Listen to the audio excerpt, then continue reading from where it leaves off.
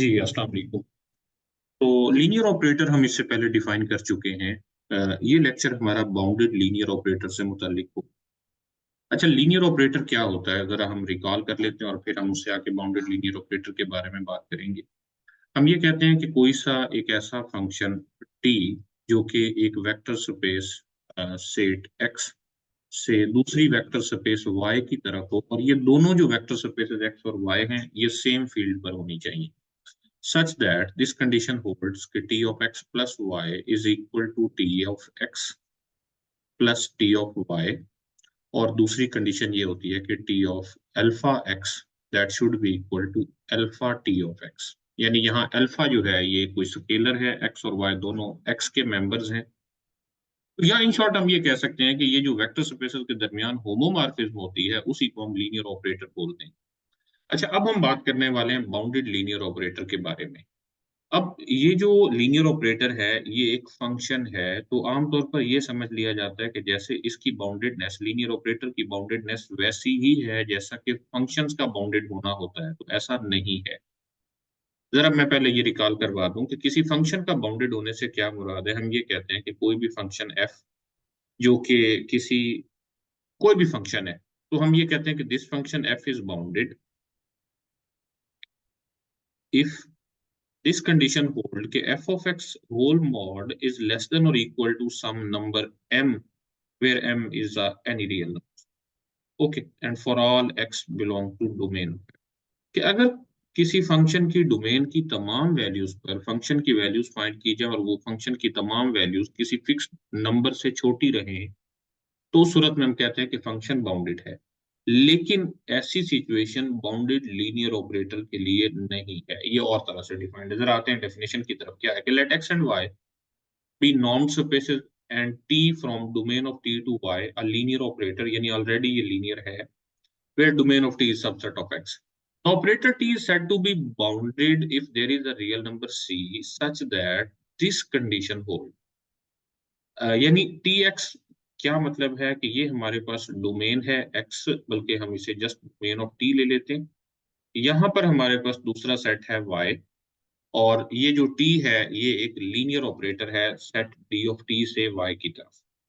यहाँ पर एक एलिमेंट होगा x और यहाँ पर उसका इमेज होगा t ऑफ x, या जिसे हम जस्ट tx लिखते हैं।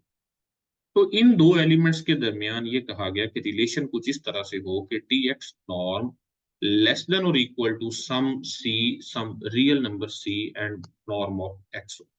अच्छा, एक चीज इसमें और भी याद रहनी चाहिए कि ये जो x नॉर्म है ये वो वाला नॉर्म है जो इस स्पेस पर डिफाइंड है, डोमेन ऑफ t पर डिफाइंड है। और ये वाला जो नॉर्म है tx नॉर्म, ये वो नॉर्म है जो सेट y पर डिफाइंड है, यानी क्योंकि y भी एक नॉर्म स्पेस है। और हाँ, एक और चीज भी मैं बता दूं कि जो जस्ट ऑपरेटर है वो वेक्टर स्पेसेस के लिए हम डिफाइन करते हैं, तो ये बाउंडेड लीनियर ऑपरेटर का कंसेप्ट जो है ये नॉर्म स्पेसेस के लिए डिफाइन कर कि नॉर्म नॉर्म हम डिफाइन कर लेते हैं, सो इसलिए यहाँ पर बाउंडेडनेस का कंसेप्ट भी इंट्रोड्यूस करवाया गया है।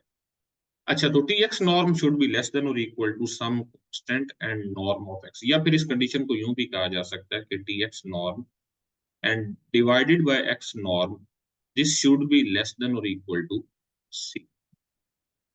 यानी ये कंसेप्ट यूं समझा जा सकता है कि एक लीनियर ऑपरेटर बाउंडेड उस सूरत में होगा जब डोमेन के किसी भी बाउंडेड सेट का इमेज भी बाउंडेड हो। ओके, मैं इस बात को अगर दोबारा रिफ्रेश करके बताऊं तो हम कुछ यूं कह सकते हैं कि a linear operator T from a normed space x to y is bounded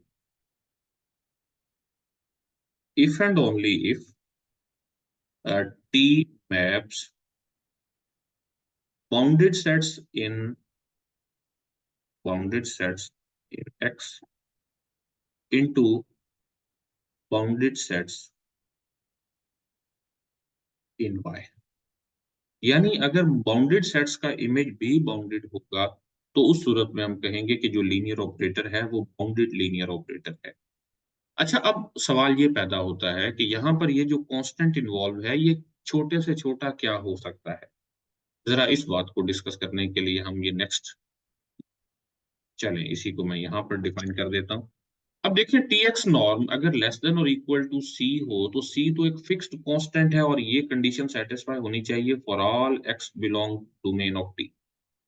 okay, तो अगर हम ये x की वैल्यूज चेंज करते चले जाएं और इसका मैक्सिमम ले लें, सुप्रीमम ले लें, तो फिर भी उसे लेस देन और इक्वल टू सी होना चाहिए।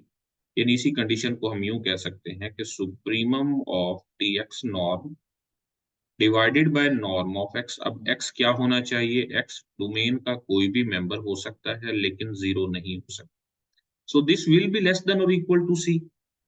तो इसका मतलब ये है कि c की जो छोटे से छोटी वैल्यू है वो ये हो सकती है, वरना इससे बड़ी कोई भी c की वैल्यू लें वो इस इनइक्वालिटी को सेटिस्फाई करेगी। तो ये जो सारी छोटे से छोटी वैल्यू है इसको हम डिफाइन कर देते हैं नॉर्म ऑफ t कह देते हैं।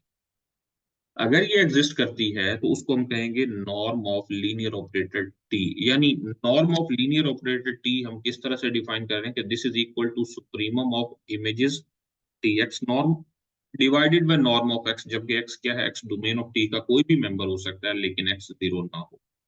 तो इस तरह से ये हम टी नॉर्म डिफाइन कर देते हैं। अच्छा, अगर ये टी नॉर्म के इक्वल है तो हमारी जो बाउंडेड लीनियर ऑपरेटर की कंडीशन है वो कुछ यूं बन जाएगी कि T x norm is less than और इक्वल टू सी। सी की जगह हम लिख सकते हैं नॉर्म ऑफ टी, क्योंकि ये सबसे छोटी वैल्यू है, एंड नॉर्म ऑफ एक्स। तो इस तरह यहाँ norm of linear operator define किए गए। अब ये जो नॉर्म यहाँ पर डिफाइन किया गया इसकी कुछ प्रॉपर्टीज हैं। सबसे पहले तो ये है कि इस नॉर्म को एक और तरह से भी डिफाइन किया जा सकता है। अभी हम पहले ये डिफाइन कर चुके हैं कि norm of T this is equal to supremum where x belong to domain of t and x is not equal to 0, tx norm divided by norm of x। लेकिन इसको एक और अल्टरनेटिव वे में यूं भी लिखा जा सकता है कि बजाय इसके कि हम यहाँ पर नीचे नॉर्म ऑफ एक्स से डिवाइड कर रहे हैं, हम ऐसे ले लेते हैं, एक्स ऐसे ले लेते हैं कि जिनका नॉर्म वन के इक्वल है। तो x belong to domain of T and norm of x is equal to one. तो उस सूरत में नॉर्म ऑफ टी कुछ यूं डिफाइन होगा कि this will be supremum over those values of domain whose norm is one and T x norm. अच्छा, ये जो टी नॉर्म है इसको नॉर्म इसी वजह से कहा गया है क्योंकि ये नॉर्म की तमाम कंडीशंस को सेटिस्फाई करता है।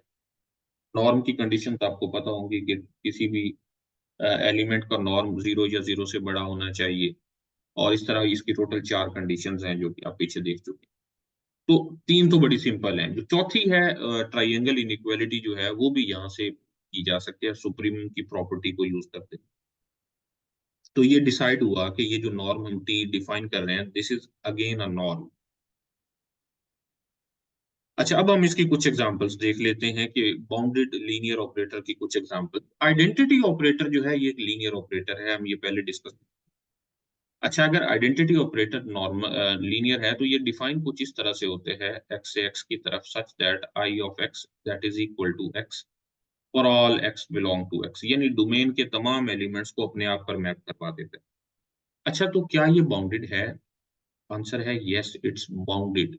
लीनियर तो ये ऑलरेडी है। और इसका नॉर्म क्या होगा? अच्छा, अगर ये बाउंडेड है तो इसका नॉर्म क्या होना चाहिए? नॉर्म ऑफ टी जो कि इक्वल होता है supremum x belong to domain of T where norm of x is equal to one and T x norm. दोनों में से कोई भी एक यूज की जा सकती है, दो इक्विवेलेंट कंडीशन तुमने कही। अच्छा, तो टी एक्स नॉर्म किसके इक्वल है? ये तो एक्स नॉर्म के इक्वल है। सो ये बन जाएगा supremum x norm is equal to one and norm of x. तो नॉर्म ऑफ एक्स वन के इक्वल है तो ये बन जाएगा सुप्रीमम एक ऐसे सेट का इसके तमाम एलिमेंट्स ही वन है। So this will be equal to one. तो यहां से हम ये कह सकते हैं कि आइडेंटिटी ऑपरेटर बाउंडेड है और इसका नॉर्म वन है। इसी तरह जो जीरो ऑपरेटर है वो zero from x to y इस तरह से डिफाइन होता है कि zero of x is equal to zero और all x belong to x. तो अगर हम इसका नॉर्म फाइंड करने लगे, O norm this not zero, consider it as. तो जीरो नॉर्म या O norm that will be equal to supremum where x belong to domain of t and x norm is equal to 1 and o of x norm। तो o of x तो zero की equal है तो इन तमाम का supremum भी zero की equal होगा। इस वजह से ये कहा गया है कि जीरो ऑपरेटर जो है इसका नॉर्म और ये लीनियर भी है। अच्छा, कुछ ऐसे बड़े फेमस ऑपरेटर्स हैं जो काफी हेल्पफुल हैं लेकिन वो बाउंडेड नहीं हैं। जैसे यहाँ पर बात करते हैं डेरिवेटिव ऑपरेटर की। एक्स हम एक ऐसी स्पेस ले रहे हैं, नॉर्म स्पेस है, of all polynomials on this set 0 to 1 interval.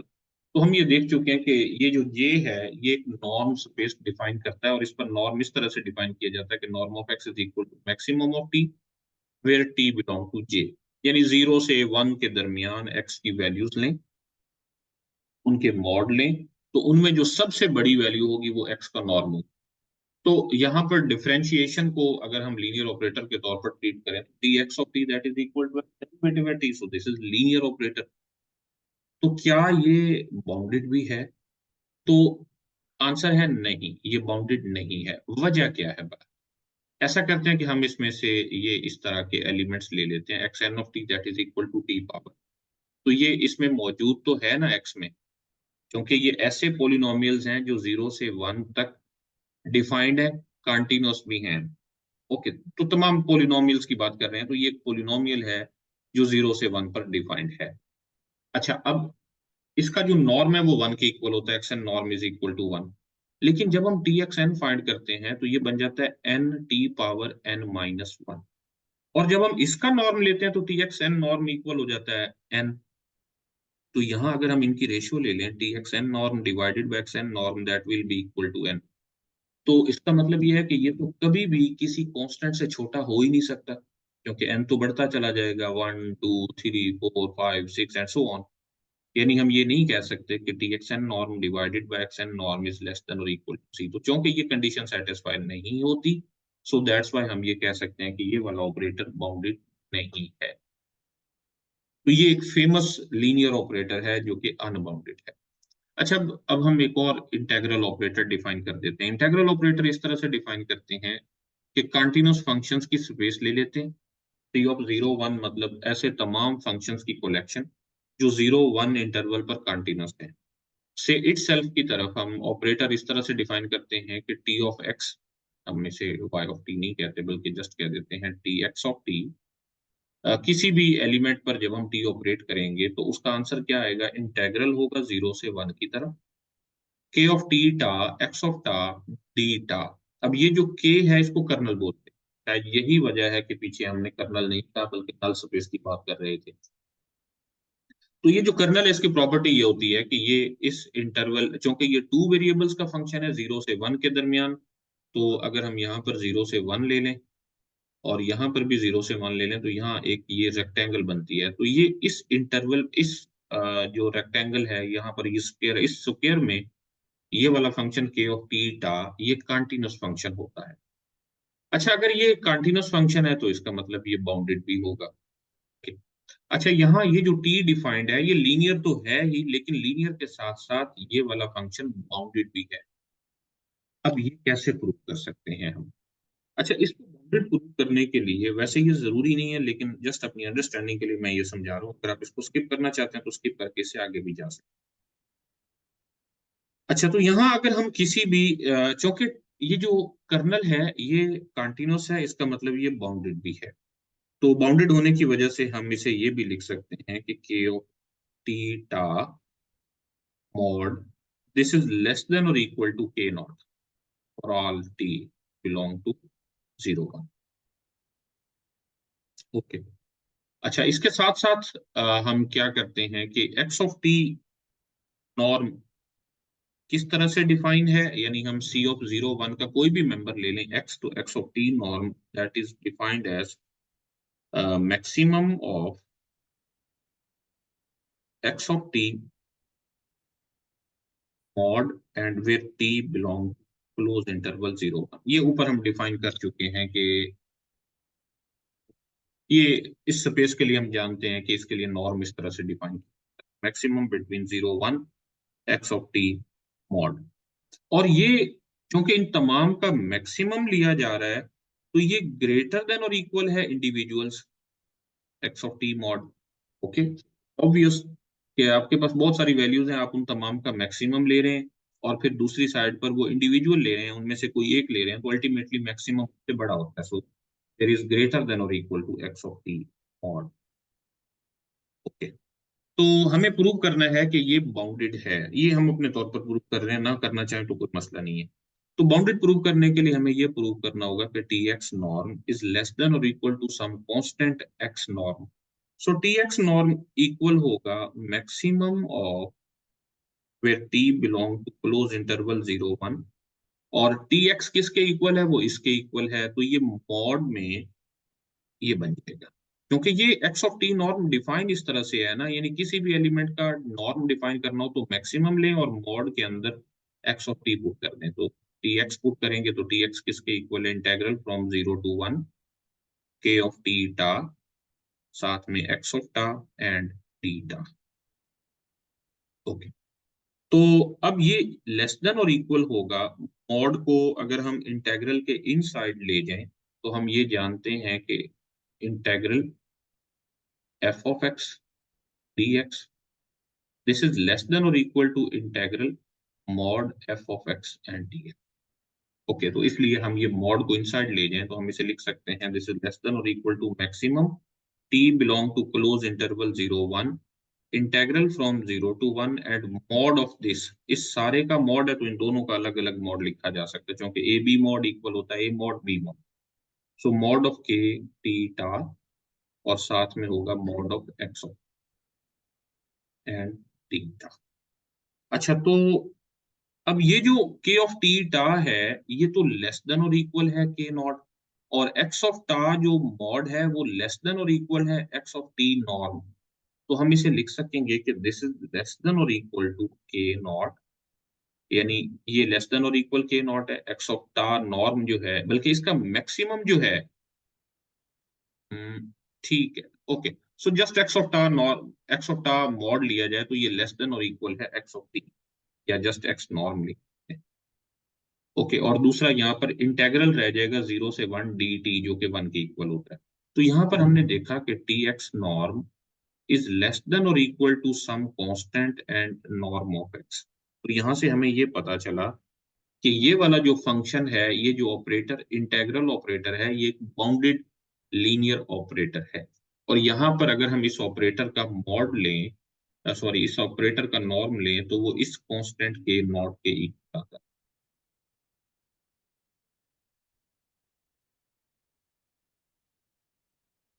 1 minute है।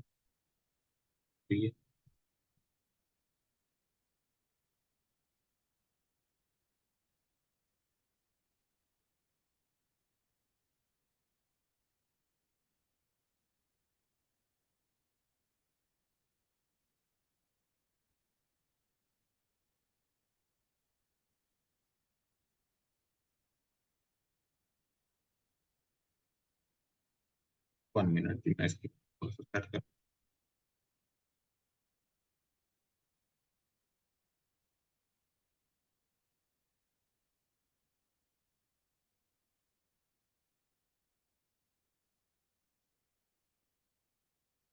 ओके, तो नेक्स्ट हम जो ऑपरेटर ले रहे हैं वो है मैट्रिक्स मल्टीप्लिकेशन ऑपरेटर। कि मैट्रिक्स अगर हम एक ऑपरेटर इस तरह से डिफाइन करें टी की फॉर्म में, जो आर एन से आर आर की तरफ डिफाइंड हो, और वो इस तरह से डिफाइन है कि y is equal to A x, यानी आर एन का हम कोई भी मेंबर लें तो वो एक n×1 का मैट्रिक्स होगा, उसको हम a से मल्टीप्लाई या a को उसके साथ मल्टीप्लाई करवा दें तो हमें अल्टीमेटली एक ऐसा मैट्रिक्स मिलेगा जिसका ऑर्डर r×1 होगा, यानी वो r पावर r का मेंबर। यानी यहाँ t इस तरह से डिफाइन है कि T x that is equal to A x. तो ये जो ऑपरेटर है हम पीछे देख चुके हैं कि ये एक लीनियर ऑपरेटर है, और इसे बड़ी आसानी से ये प्रूव किया जा सकता है कि ये बाउंडेड भी है। मैं इसकी फर्दर डिटेल्स में नहीं जा रहा, अगर आप इसकी डिटेल्स देखना चाहें तो बुक के पेज नंबर 95 पर देख सकते हैं। और ये एक बाउंडेड लीनियर ऑपरेटर है और इसका नॉर्म भी यहाँ पर डिफाइंड है। अच्छा, अब इसकी कुछ प्रॉपर्टीज के बारे में बात कर लेते हैं कि बाज वेक्टर स्पेसेस पर, बाज नॉर्म स्पेसेस पर कुछ ऐसे लीनियर ऑपरेटर्स भी हो सकते हैं जो कि बाउंडेड ना हो, लेकिन कुछ ऐसी नॉर्म स्पेसेस भी होती हैं जिन पर हर लीनियर ऑपरेटर बाउंडेड होता है। तो वो कौन सी नॉर्म स्पेसेस हैं, जो कि फाइनाइट डायमेंशनल हो।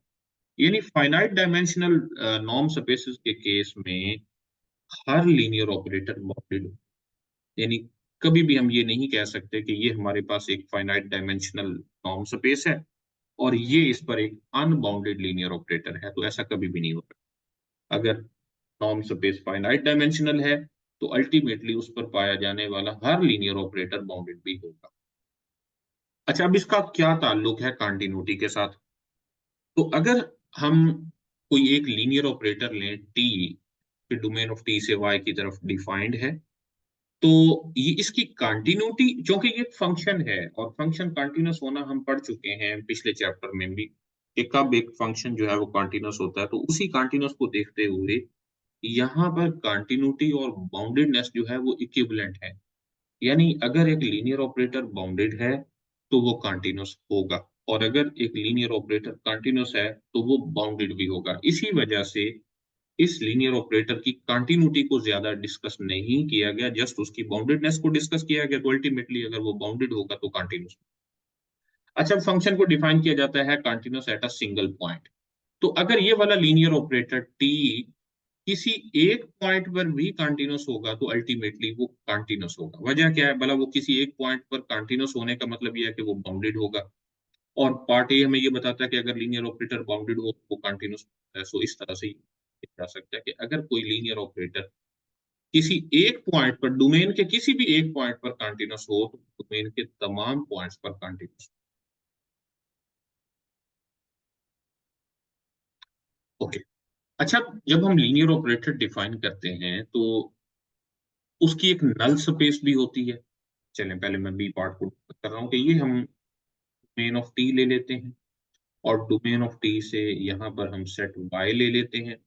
T is a linear operator from domain of T to Y. तो यहाँ पर बहुत सारे ऐसे एलिमेंट्स हो सकते हैं जो वाई की आइडेंटिटी पर मैप हो, क्योंकि ये एक वेक्टर स्पेस है ना। तो ये वाले सारे एलिमेंट्स जो आइडेंटिटी पर मैप हो रहे हैं ये मिलकर एक सब स्पेस बनाते हैं। तो ये वाली जो सब स्पेस है इसको बोलते हैं null of T, null space of T. तो ये जो नल स्पेस है ये बाउंडेड लीनियर ऑपरेटर के केस में ये क्लोज भी होती है। क्या कहा मैंने कि अगर टी एक ऐसा ऑपरेटर हो, अच्छा अगर टी जैसे एक लीनियर ऑपरेटर है तो ये सब स्पेस तो है ही। नल स्पेस हमेशा एक सब स्पेस होती है। तो अभी हमारा ये क्लेम है कि अगर टी एक बाउंडेड लीनियर ऑपरेटर हो तो उस सूरत में जो नल स्पेस है वो क्लोज्ड भी हो। क्योंकि हम यहाँ पर नॉर्म स्पेस की बात कर रहे हैं तो नॉर्म स्पेस में ओपन और क्लोज का कंसेप्ट भी डिफाइन किया जाता है। क्योंकि नॉर्म जो है वो मीट्रिक फॉर्म करेगी, और अल्टीमेटली मीट्रिक की सेंस में हम यहाँ पर उसको क्लोज, किसी सेट को क्लोज या ओपन भी डिस्कस कर सकते हैं। तो जो नल स्पेस बनती है वो क्लोज भी होती है। और दूसरा ये है कि अगर हम डोमेन में कोई ऐसा सीक्वेंस ले लें एक्स एन जो डोमेन के किसी पॉइंट एक्स को कन्वर्ज कर रहा हो, तो उनके जो इमेजेस हैं उनके दरमियान में भी कुछ ऐसा ही ताल्लुक होता है। यानी ये हमारे पास डोमेन ऑफ टी है। डोमेन ऑफ टी में हम यहाँ पर एक सीक्वेंस ले रहे हैं x1, x2, x3 up to so on xn and so on. ये तमाम जो है ये कन्वर्ज कर रहे हैं किसी एक नंबर x। x भी डोमेन ऑफ टी में मौजूद, और दूसरी साइड पर y है। x1 का इमेज होगा यहाँ पर tx1, x2 का इमेज होगा tx2, x3 का इमेज होगा tx3 up to so on xn का इमेज होगा txn and so on x का इमेज होगा tx। तो अगर लीनियर ऑपरेटर बाउंडेड हो तो अगर ये वाला sequence x1 x2 up to so on ये तमाम सीक्वेंस x की तरफ कन्वर्ज करता है, तो इमेजेस का सीक्वेंस है tx1 tx2 up to so on ये भी कन्वर्जेंट होगा, और किसकी तरफ कन्वर्ज करेगा? tx की तरफ कन्वर्ज करेगा।